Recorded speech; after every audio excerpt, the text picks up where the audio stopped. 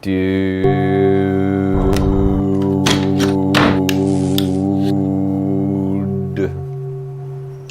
you are getting well.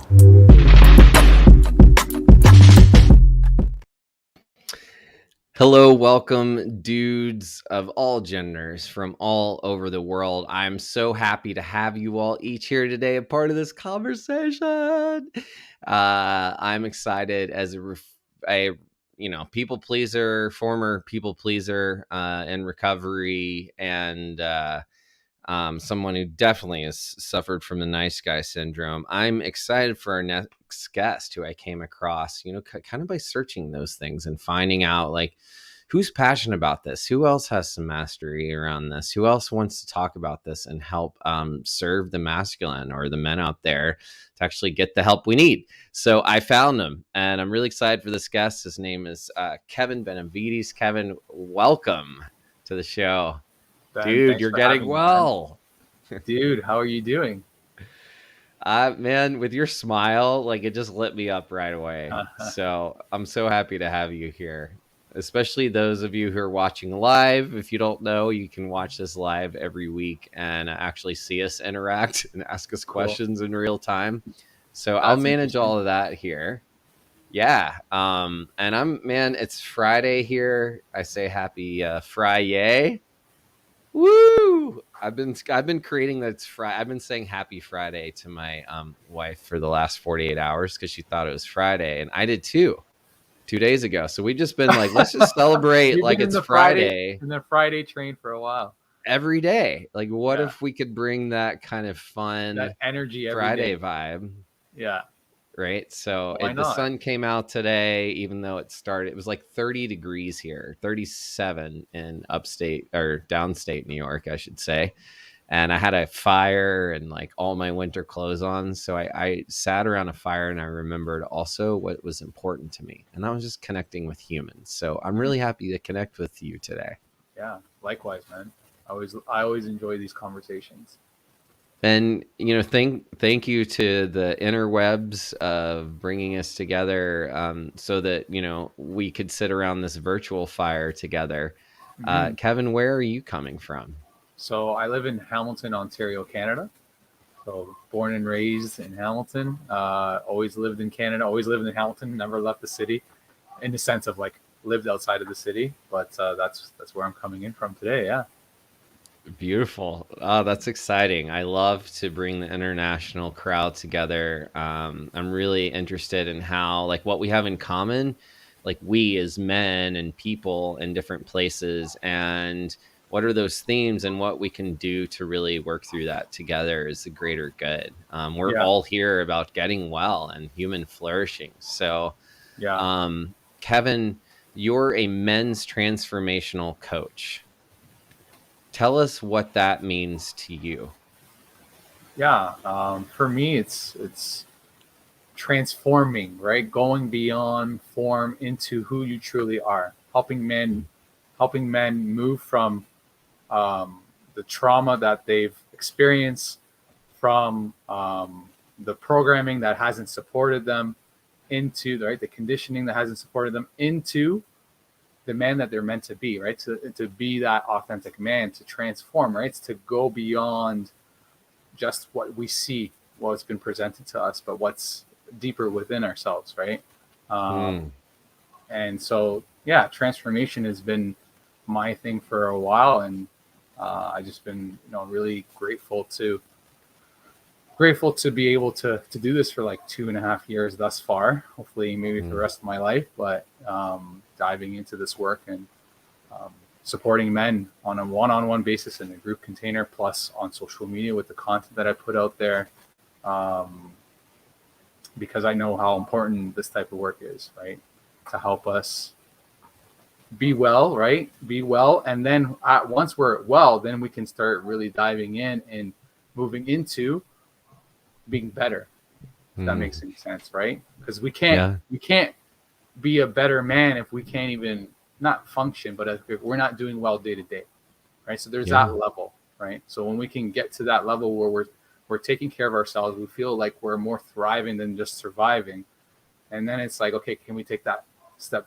can we take it to another level, to the sense of like start moving towards who we're meant to be, who we want to be, what we want for ourselves, um, and going from there, right? Love it. I heard authenticity, I heard purpose, I heard thriving, Yeah, growth, self-care, well-being.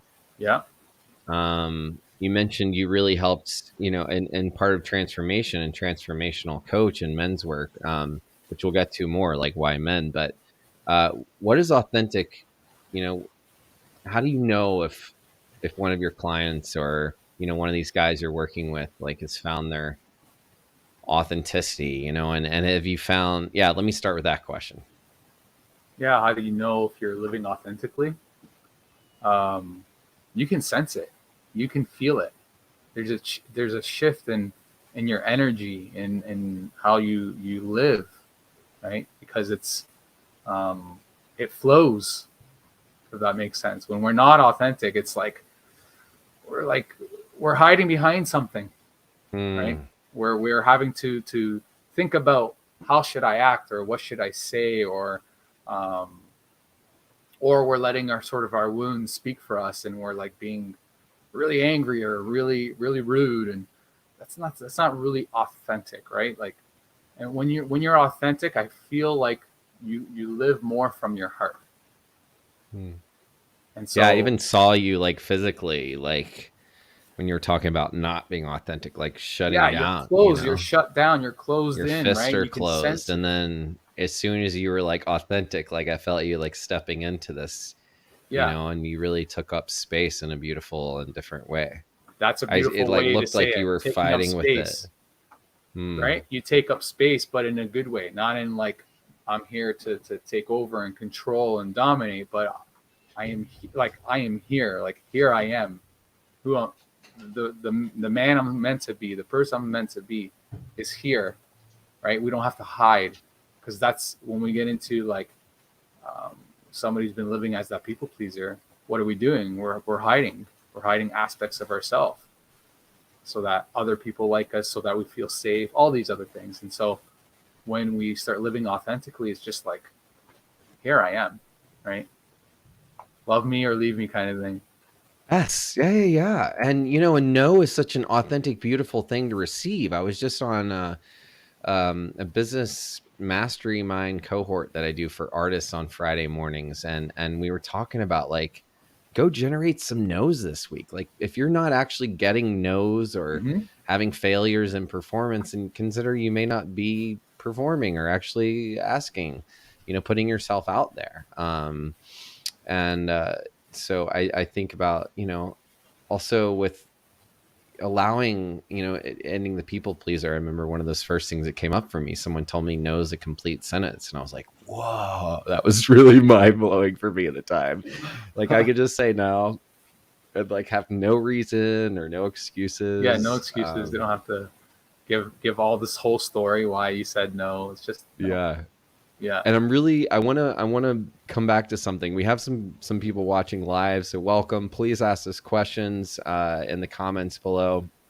Um, you mentioned like we talked about taking up space, and I'm sure people are listening like, oh my god, like especially the women, like why do we need men to take up more space right now? Like probably not. um but how could we take up, and I know there's a lot of men who have come to me, especially like wanting to be mindful. And I know some like things that after the Me Too movement started, men are like, oh, I can't touch anyone or I can't talk to anybody. I'm like, yes, you can. It's just about consent and being mindful. But I know men like, I see that let's talk about the masculine. I'll say it that way. Like the masculine wants to find direction and purpose and action. And Mm-hmm. so like, what do you think are some ways, I'm curious, Kevin, like picking your brain, what do you think are some ways that we could take up space in a way that would serve women, Yeah. um, Taking the lead. under underacknowledged founders, people who have not been given the privilege? Like, what are some ways we could take up space and be of service? Yeah. Well, the way I look at it is, if we go to the flip side, when we're not taking up space because we're that people pleasing man, we hide, we recluse, we don't step into the role that we're meant to sort of play. And then when in particular, like we talk about, relationships, a man and a woman, the man's there to support, to protect, to provide, but to also be a support system, a safe space for his partner. But if you're a people pleaser, he's he's not gonna be there for his woman the way he's meant to, because I have to keep myself safe, right? And so, and that could be for any gendered relationship. If sure, there's two people, there's going to be someone that'll take on that masculine role and can really feel like they have to close off in order to be safe, in order to protect. Got to put on the armor and keep all that other stuff hidden and down when where it's safe and it can't come out in the wrong place, exactly. And instead, why not? Can I lead and open up with my heart, right? And create that safe space with your partner to be like, hey, I am here. You want to join me, right? Instead of waiting always, like if we look at the roles, like men sitting back and the women is trying to like open up their heart and connect and everything else, and the guy has a hard time doing that. Well, if we take up space and lead, right? I think that's an important piece. So I always look at it the flip side, like when we're not taking up space and why we're not taking up space. So I've already forgotten your initial question, but I think a man's ability to open up, right? To be there, open-hearted, to be his authentic self as much as possible, is important. Because I think when we get into the whole gender thing, and of course men have hurt a lot of women in the planet, and I follow that and believe in that and know that. And those men are wounded. Those men have been hurt. Those men did not get the support they needed. They've been stuck in their ego. And so when we actually allow when a man allows himself to do the work to step into his authentic self, based on what we've already been saying, you're going to be coming from your heart. And so you're going to be that man that's going to be able to support not just women, but anyone on this planet, right? Anyone in your life per se. And that's the, for me, that's the important piece. Like when I work with men one-on-one or in group containers, doesn't matter. The important piece is that we take care of that wounding that's inside, that's made you feel unsafe to be yourself authentically, to take up space in a responsible, loving way. And when we can take care of that, then we're no longer going to go out there and take up space to hurt others. We're taking up space to support and to be of service, right? Like that's an important piece, to be of service to our family, right? Our partner, our family, our community. But it's hard to do that when we're recluse, when we're closed in, when we're hiding, right? Yeah, I think of some of what you're pointing to is that like, oh, I don't want to take up space, is also some of that people pleaser. Like, no, like I'll take care of you, I'll take care of you, I'll take care of you. And we don't actually ever step forward or ever actually check in with what our needs are. So I want to rewind a little bit. You grew up in Canada, you grew up in Ontario, and you found men's work when you were a little boy and you were thinking about what you wanted to be when you grew up. Were you like, I want to be a men's transformational coach? No. How did you come into this? At one point, I wanted to be a police officer, very young. I don't know where that came from, but eventually I wanted to be a hockey player. What are you talking about? Like, I wanted to be a professional hockey player. I wasn't good enough for that. So yeah, this came from my own journey, right? Like I was just talking to somebody about it earlier today. It's like, it's been a 10-year journey, literally this spring, 10 years ago when it all started, and things just started unfolding. And as I started working on myself and healing, then it was just like, I just became really passionate about it. It's like what I remember saying to the man, there was interesting, was two gentlemen that helped me at that time. And one of the two guys in particular, we had this really deep conversation, and I was like, why didn't anybody tell me this before? Like all these things that you're starting to share with me, why didn't anybody share this with me? That, we can, talking about emotions, talking about this stuff. Yeah. Like, nobody told me that, like for the first 30 years of my life. Like where was this, right? So it's like all this stuff was being hidden in a sense. And so then when I learned about this, it was like, holy shit, like this is important. Like this is important, and I love this. And so that's just Like, what uh spiraled. Pardon? oh, sorry, I was just like, oh, this is important. Like, I better pay attention. Yeah. Yeah, not just that, but like I just sent an interest right away. There was an Mm. interest into transformation, spirituality, the deeper things in life, right? Not just surface level stuff. Um, and yeah, the years have just gone by, and I shared online my journey for most of these 10 years. And then it was only in the last few years, 2.5, 3 years, that when I made the commitment, like I'm going to step up and now I'm going to coach human beings. At first it was just like human beings in general, but then I was like, oh man, there was a calling. I didn't want to step into Mm. supporting men because I was afraid. I still had a little bit of a wound with the masculine, but I knew that I was being called. I had other people tell me like, you would be great to work with men. You would be great to work with men. And then eventually I was like, I got to answer this calling that I'm getting. And I was like, okay. So I dove into it and I'm like, okay, I'm going to support men. I'm like, what am I going to support men with? What I've been through. And so that's really where it started. So your question is like, what I started with was, yeah, I wanted to be a hockey player. Then I ended up being a graphic designer for many years. And then, yeah, here I am working with men right now in my life. Thank you for that. Bring us on that journey, Kevin. I'm curious where the people pleasing part came in. I think we can definitely help a lot of men here. And actually, before we go to people pleasing, because I know there's still some people watching anyway, I want to come to like why men's work, right? I know why I do it, but I really would love to hear for you. Like, why are you focusing on men? Why do men need more attention in today's world? I'm like picking up Yeah. on someone being like, why are we still talking about men? Right. So, Kevin, from where your perspective is, like, why do you see this I, as necessary? What draws you to the men's yeah. work?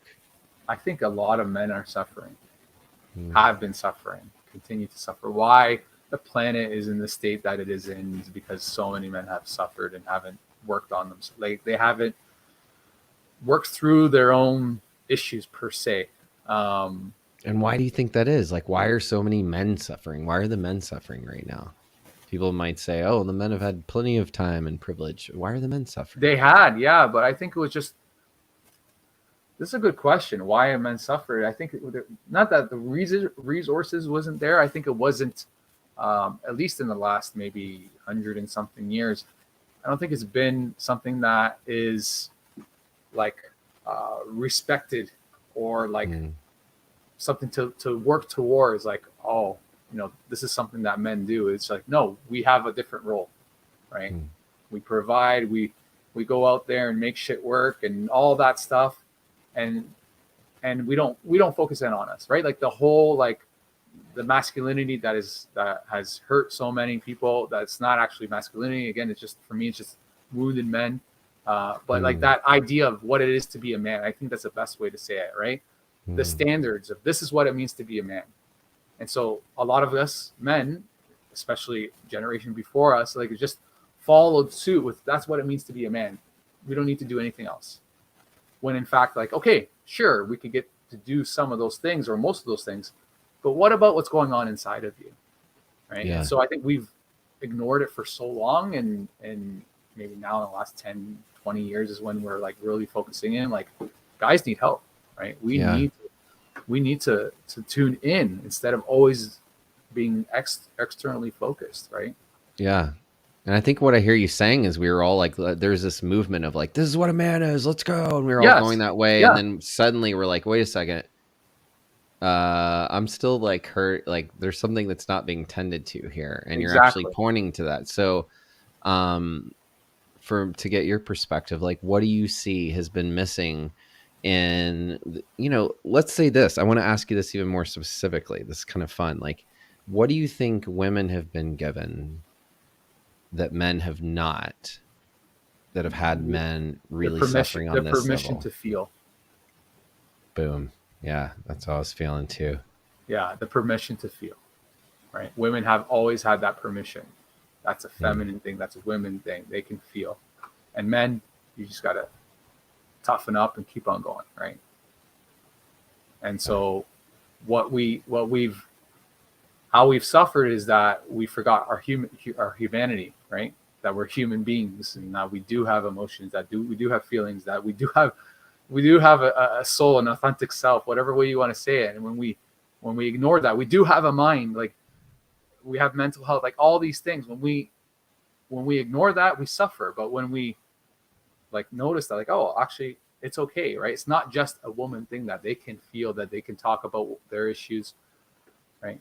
So I think that's, to answer your question, that's Yeah. really my answer. Yeah. And I love this. I mean, yeah, permission is so this is the other thing I love to ask. So like, who wasn't giving us permission? Like, how do we get permission today?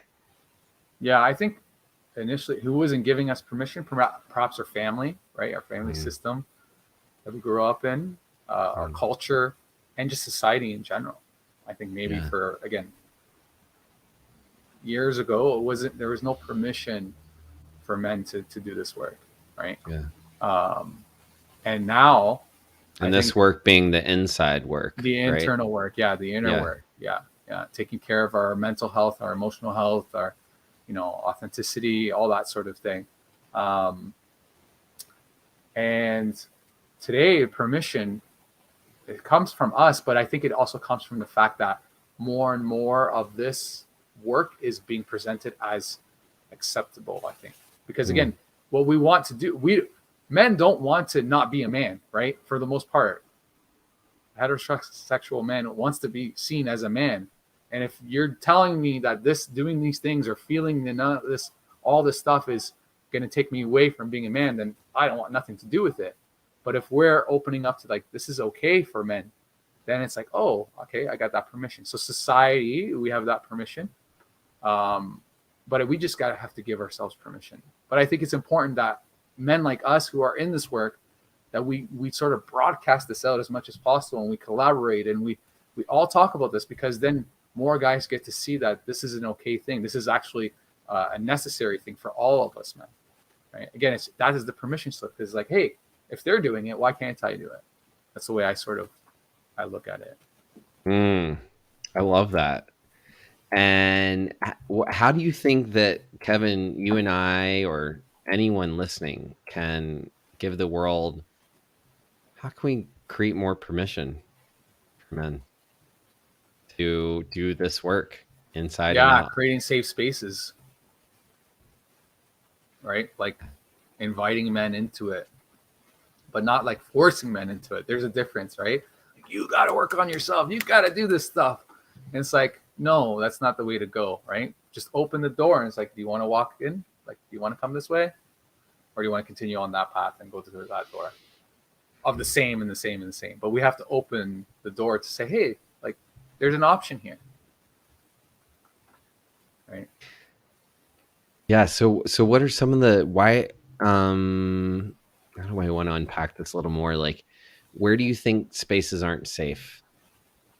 Where are there not safe spaces, or why haven't we felt safe spaces? And what might some of those safe spaces be today from your perspective?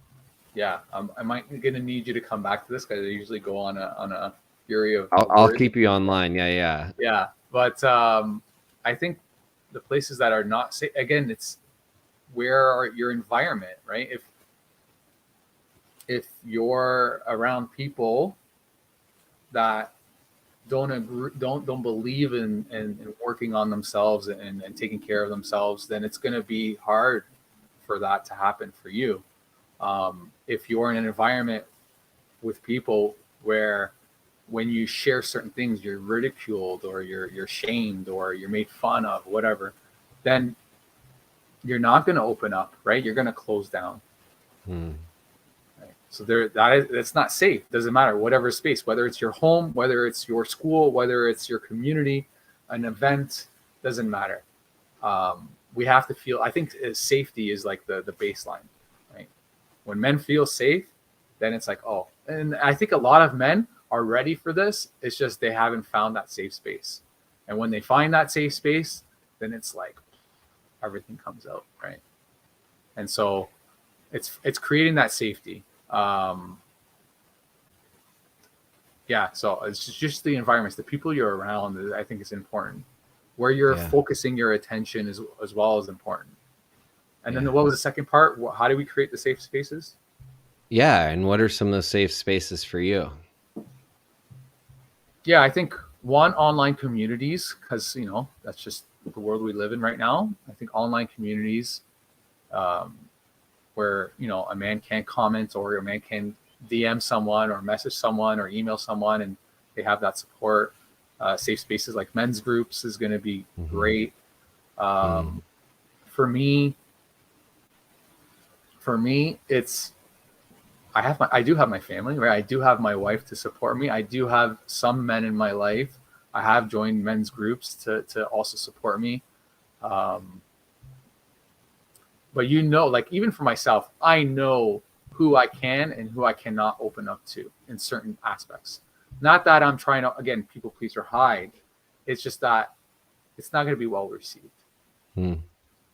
right? And so then as well, we get to like pick and choose in the sense of like, you're not, it's not worthy is not the word that came to my mind, but that's not the right word. But you're not the person that I can share this with, because you're not going to get it. I don't know if Mm. I'm making sense with what I'm sharing. Yeah, you are. Yeah.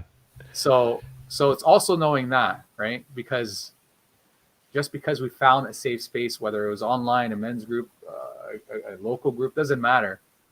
Doesn't mean everywhere is, right? And then because what can happen? Let's just say, and interesting, because I was actually putting together a post for Instagram for this exact thing. Is like, how women say we want men to open up and be vulnerable and blah, all that stuff, right? Which is important. But so if a man's starting to dive into this work now, gets into a relationship with a woman who herself has her own things, Mm. and now opens up to her, and then she can't hold his stuff as well, he Yeah. gets shamed, he gets, it gets used against him, and now he's going to shut down even more. He's going to be like, oh, I wasn't safe, why did I even think about that? So Yeah. I think we really do I'm have to. one of those men. I was verbally abused by an ex for like opening up I'm my sorry to hear feminine that. and sensitive side for Yeah. that over time. Yeah. Luckily, I had the wherewithal to leave the relationship and seek someone who did accept me for who I am. Yeah. But man, Yeah. those tools, it took me a long time to learn that lesson. It was pain, and so I want to save some of us for that. And it's not about, it goes both ways, right? Oh, There's for sure, 100%, 100% right. goes both ways. So I just really appreciate that. I can relate to what you're sharing, and I want to say like it's true. Someone who's like, Yeah. come out of that. Like we Yeah. can create the absolutely, like and there are men who are sensitive who even if they put on I think some of the toughest guys are probably the most sensitive, and they've got the biggest armor as a result, right? Of Hmm. like sort of that overprotection, or that we didn't have the safe spaces growing up. And you mentioned some safe spaces, and that, maybe a partner isn't always the right space.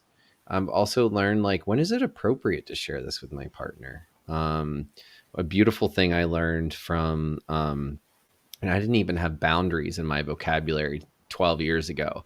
And it was really inside of Al Anon family groups for friends and families of Hmm. alcoholics, and the 12 steps, and learning about codependency and boundaries. And I was reparented by men who were really loving with like ruthless boundaries.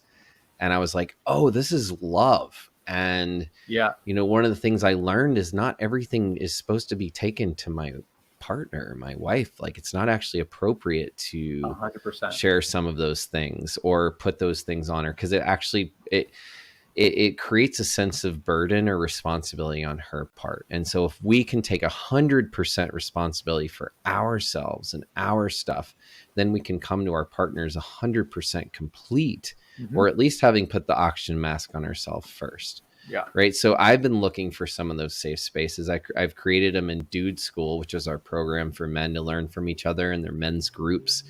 But what are some of the safe spaces? Like, where would you recommend men go if they're looking for a safe space today? Like, what are some of the important places or key elements you might say, like you'd point them towards? Yeah, I think I'm gonna go to a very generic answer, but men's groups. Like Hmm. find a men's group that has a leader or men that like you connect with, Hmm. and That's important too. Not every dive group, into it. has to be for you. I've had guys say like this group isn't for me, or come here like thank God that last group was not for me. So you got Yeah, to find one that like resonates yeah, with you, yeah. It's just like right? Like have it work when for you. yeah, just like when somebody goes out to find a therapist, right? Yeah. Like not every therapist is for you. But you have to try it out. You have to give it a Yeah. try for a bit and see, and then they're like, oh, there's a connection here. They understand me. Perfect. This is the It's kind of person. like it's like a relationship of any Yeah, kind, right? yeah, Like they're like, yeah, "Oh, therapy's terrible." I'm like, "Well, maybe you had a bad therapist, right? Maybe you had someone that was having a bad day. They're also human. So, can yeah. you find a therapist that, really connects with you?" So, I love that you said a men's group. What is a men's group? Can you define a men's group? Yeah, it's I would say a safe space where men come together on a frequent basis. So I'd say like a weekly basis, bi-weekly basis, and they all have a shared mission. Certain men's groups they do focus in on certain things other than other men's groups, but you have that shared vision, shared mission, shared purpose, and we're here to support each other, right? So there's no judgment, no shaming. There's no um, advice giving per se, unless it was open, like asked for. But it's just a place where you can come with whatever's going on within your life, within yourself, your heart, and your mind, and you have brothers, men who are here to at least hold that space to see you in it.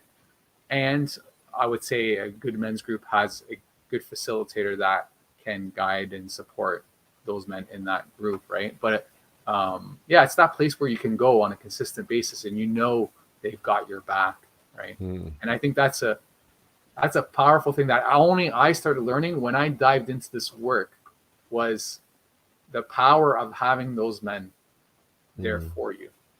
Yeah. Yeah. Like Tell how me. So that powerful was that my is. next question. Yeah. So tell me what you've gotten out of men's groups. Like, why join one? I mean, we're kind of, it's like, we're not hitting that. I don't want to hit it over the head here, but like, what if men's groups made available for you? Because, I can hear guys, I'm just going to be sort of have fun being the devil's advocate here, but like, I got friends. Why do I need a group? Like, what is it Yeah. made available for you?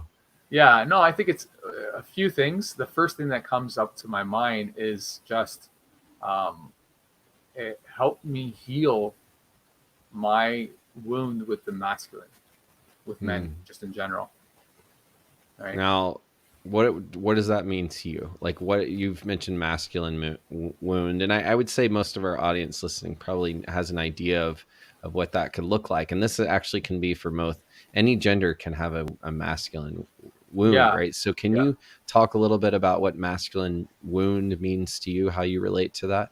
yeah. I relate to that to like, and at first I thought it was just men, but I seen how certain women who embodied more masculine energy or traits, I would feel like afraid as well. But it was just, you know, and I don't necessarily think that this is masculine, but how I would perceive it, especially in my younger years, um, I would say it was like a man who is very confrontational, right? Aggressive, um, who took up space, who got really upset or loud. Like to me, that was like an unsafe man. And to me, that I turned that into like, that's what masculinity is, right? And that's what the case is with so many men. We don't talk about this, is how many men are afraid of their masculine traits because they've perceived it through these men who are, again, I'll come back to, wounded, haven't done the work on themselves, and like no judgment, but like that's what it is. But we see that, oh, that's what it is. That's a man.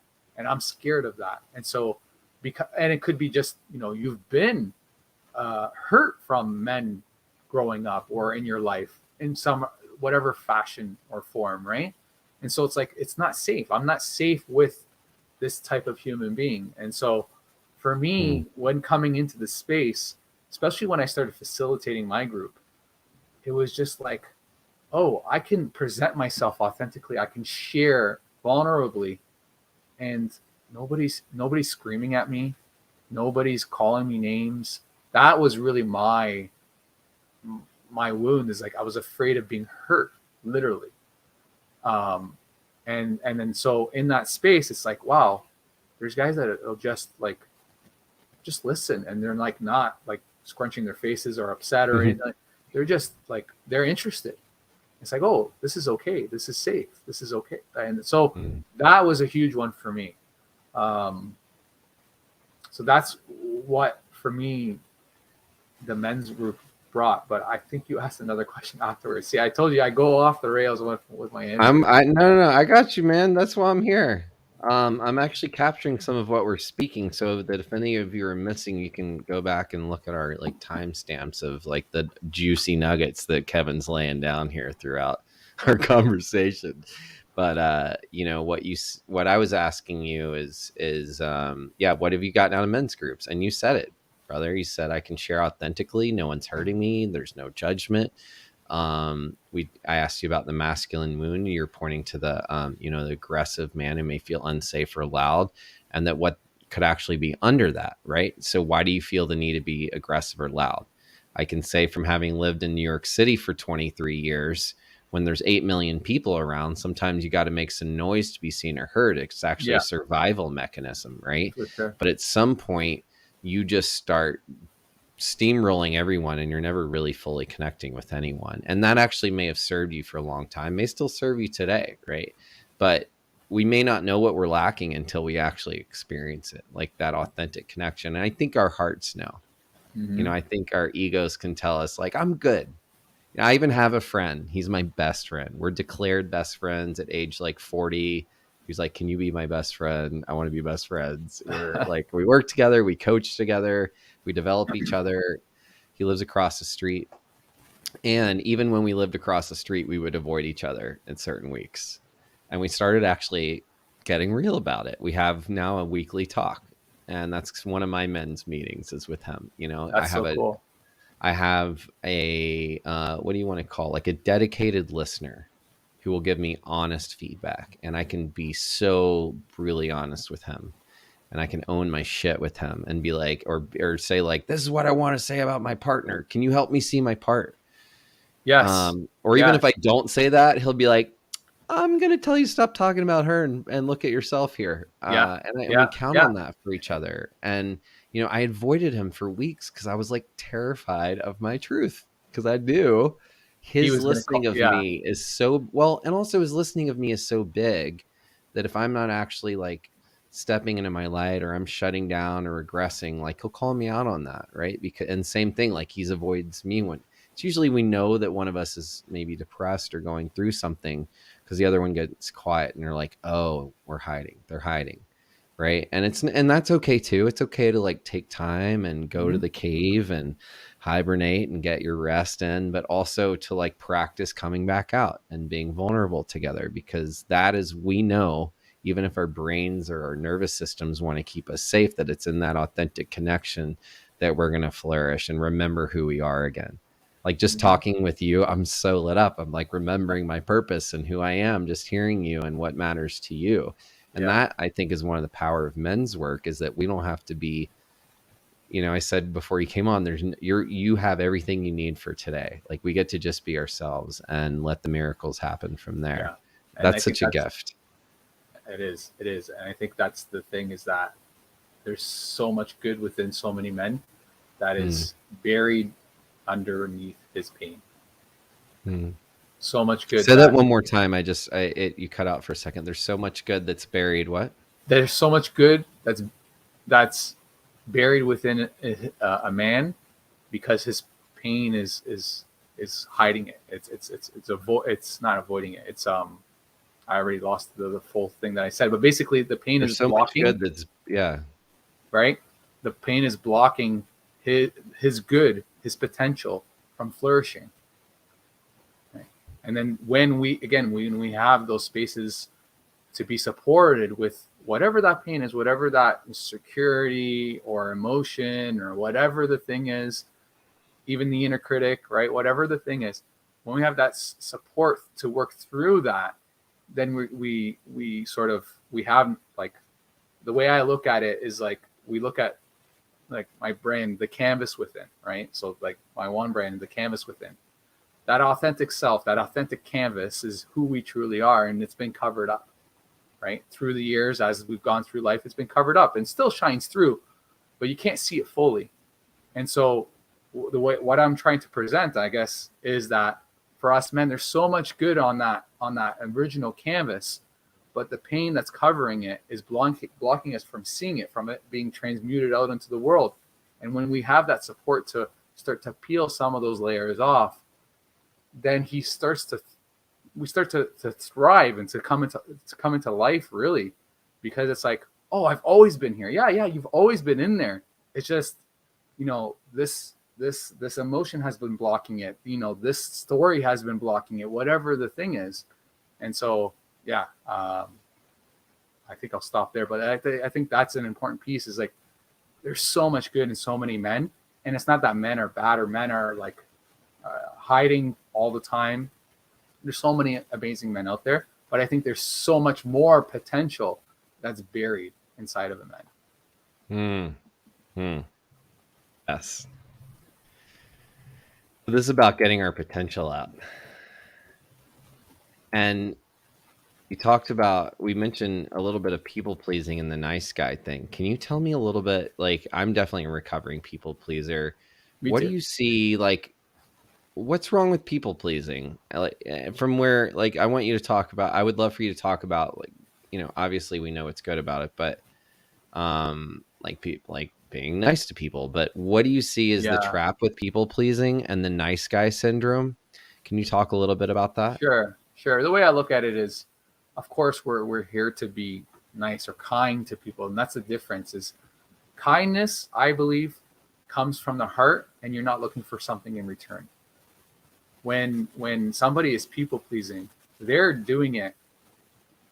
It's not that that person is a bad person, and it's not that they do want to be nice to others, but they're mainly doing it because they're trying to get something back, even if that something back is safety, even if that something back is approval, validation, right? That's really what it is they're they're mainly behaving and treating people certain ways that are look as nice or pleasing others, making people happy, just because they're trying to get something back.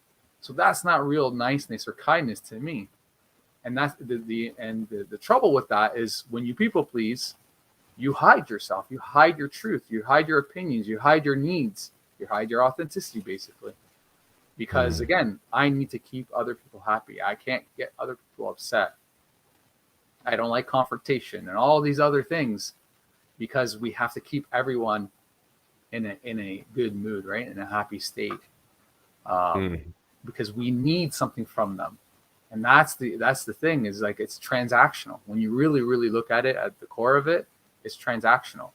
But people pleasing, we don't do this consciously. Like, yeah, I'm trying to get, unless you're doing the work on yourself, on like really diving into this, it's like an automatic program that's running, and it's been running since you've been a kid, probably, right? And so that's the way I look at it. Is it's not that we're intentionally trying to get something back. It's just, it's been bred into us for so long. But it's not So really. how do we shift that? How do we shift that? Yeah. So how do we shift that? How I do we think shift that?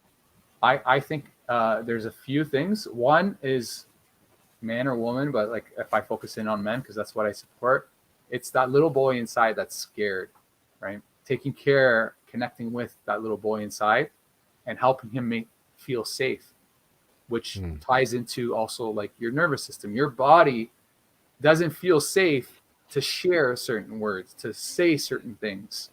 You can think I always say this, is like, it's the simplest example. You can say, yeah, like, this is so important for me to share. Like, this is my opinion on this. But the moment you come to speak those words, it's not going to come out, because your body and your ego is like, this is not safe. Like, we're not safe doing this. So let's just keep this at bay.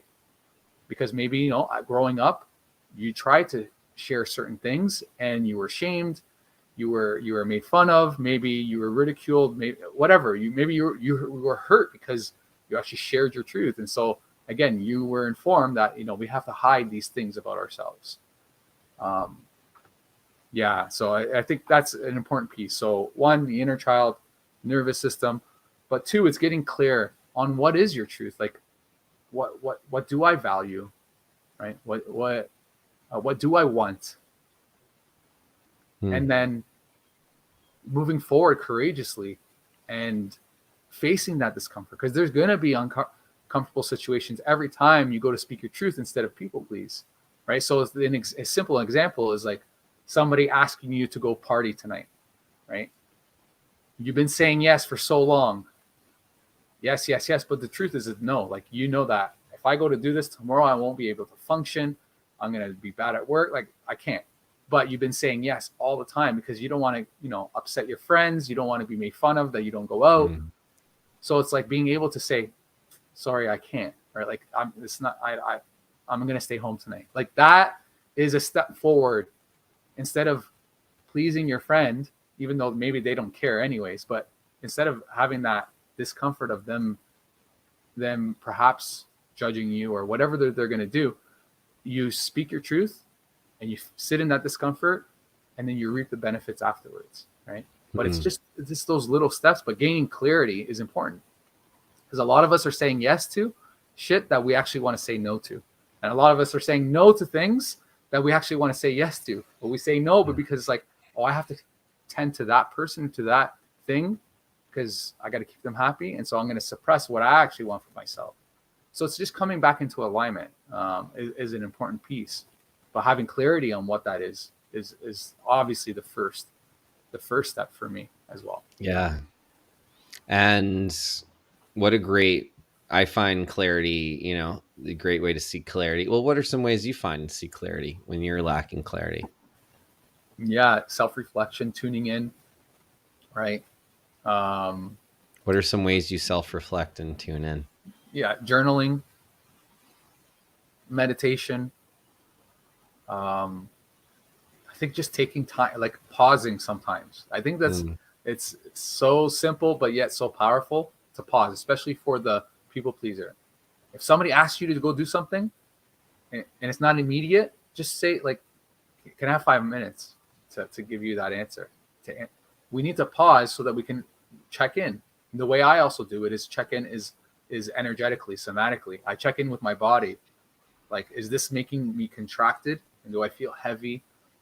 Do I feel like sort of some fear, or do I feel open and expansive and light and like excited? Because if I feel more open, then that's an actual authentic yes.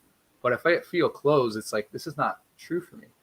So mm, like we have to create that time and space, and that's one of the things that I support with my clients is like, can you create these small mini moments in your day to pause and tune in and see, where am I out of alignment, or what's actually going on for me right now, right? What am I thinking? What am I feeling? What do I need for myself?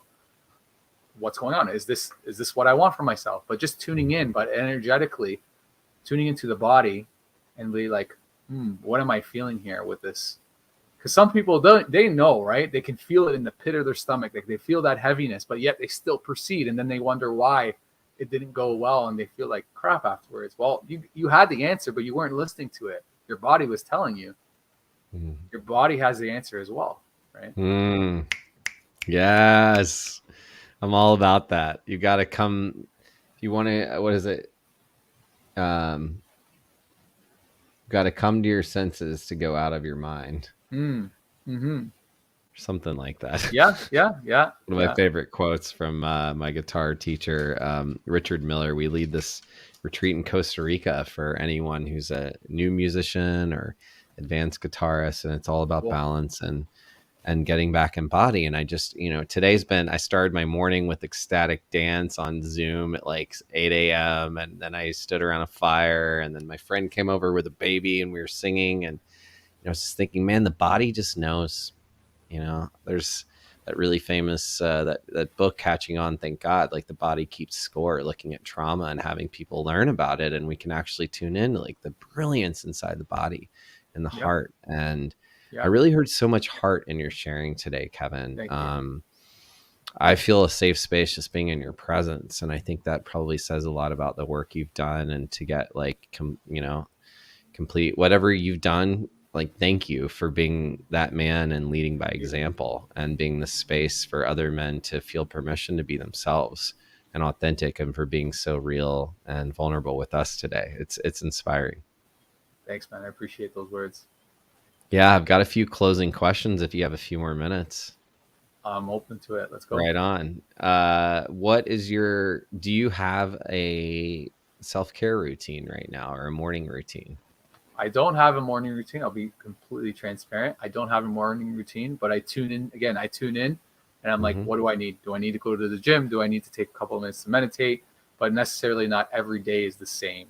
Yeah. And what does some of your self-care look like? You said gym, you said meditate. What else? Gym, meditation, breath work, go out, go be in nature for a bit, journal, just relax, do nothing. Like I don't do enough Yeah. of nothing because that's needed to just be in stillness, right? To just like sit, and just like, okay, what's going on, right? That sort of thing.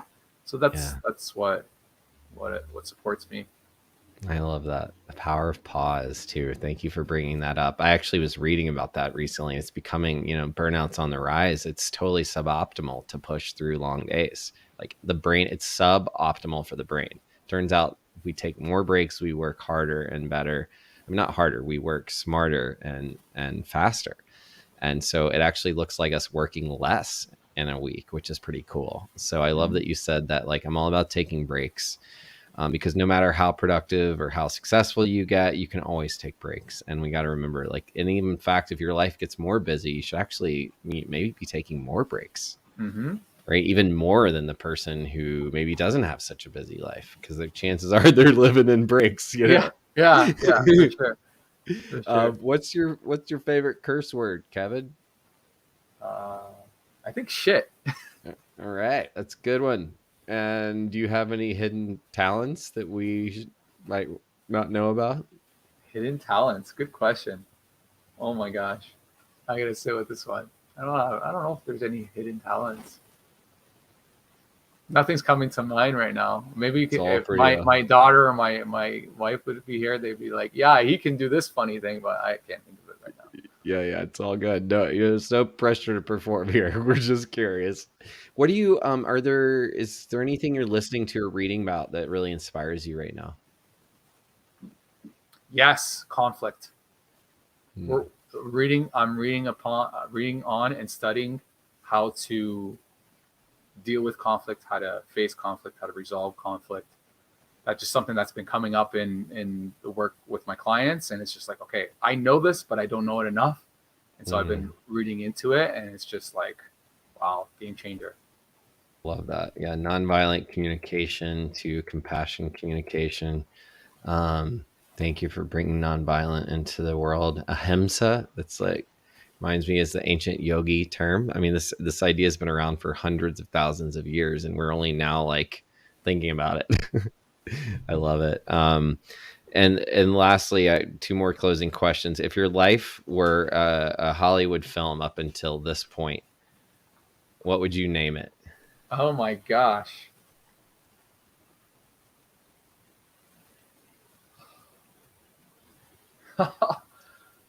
Oh man, that's so good. What's the I first already thing that came up with comes to one. The first mind? one that came up in my mind was just Three Kids and a Wife.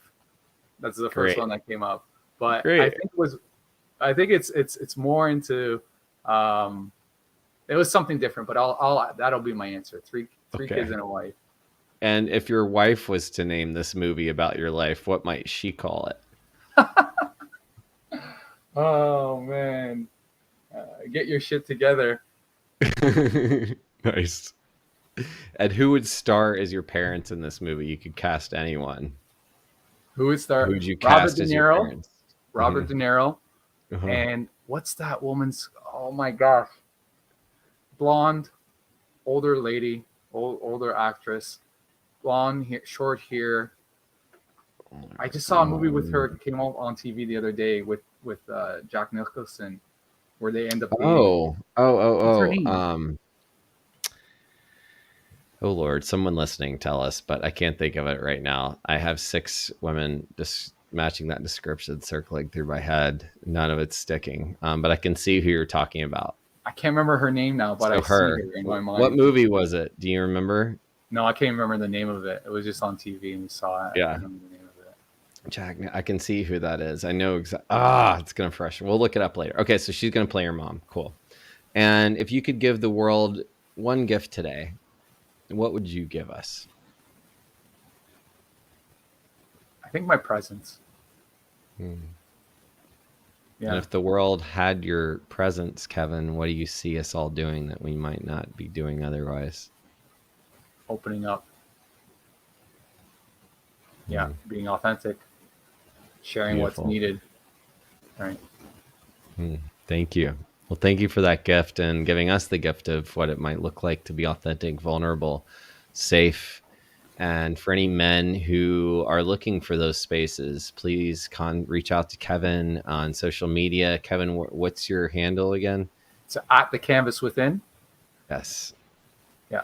How can I forget that? It's so that like just it resonates with me every time you say it. I'm like, yes, that's great. I love it. So yeah, follow him. We'll be sending out an email. If you don't already listen to our podcast, or if you're not subscribed and you're listening, I would highly encourage you to subscribe so that you can be the first one to find out about some of these amazing guests and gifts that the beautiful medicine that our guests give us each week to really help you thrive in your life. And, if you know a man who might want to hear this or benefit from this conversation today, share it with them. They can say no. No is also a complete sentence. Yeah. But this might be a great way to introduce them to like what's possible. And if you're that man, please reach out to one of us.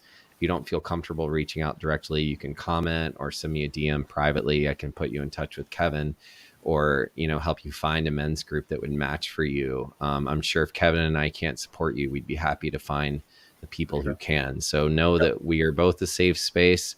This is a safe space here. The Dude, You're Getting Well family. So thank you all for sharing yourselves so generously, for listening so generously. And Kevin, thank you for giving us your time and your energy and your heart today. It's so appreciated and valued to the world. And thank you for leading by example as another man taking care of himself. Thank you for having me on, man. I like I said at the beginning, I love these conversations, and it's important that we have more of these conversations. So I'm up to doing it anytime. Just let me know. All right. Yes to that. And if I can ever come be part of your world or ecosystem and make a difference, let me know, dude. We'll do it. I want to come to Canada